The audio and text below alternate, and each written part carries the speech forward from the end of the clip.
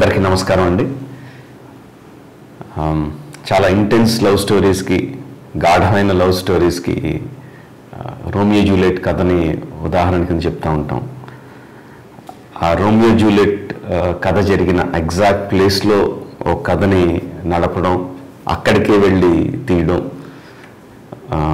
ఈ లవ్ స్టోరీస్లో ఒక కొత్త యాంగిల్ టచ్ చేసినట్టు అనిపిస్తుంది.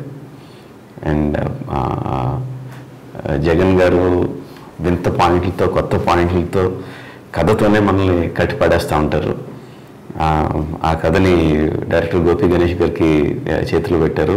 ఆయన దాని స్క్రీన్ ప్లే రాసి ఈ directed a very intense love story లాగా అనిపిస్తుంది. అంటే జగన్ గారి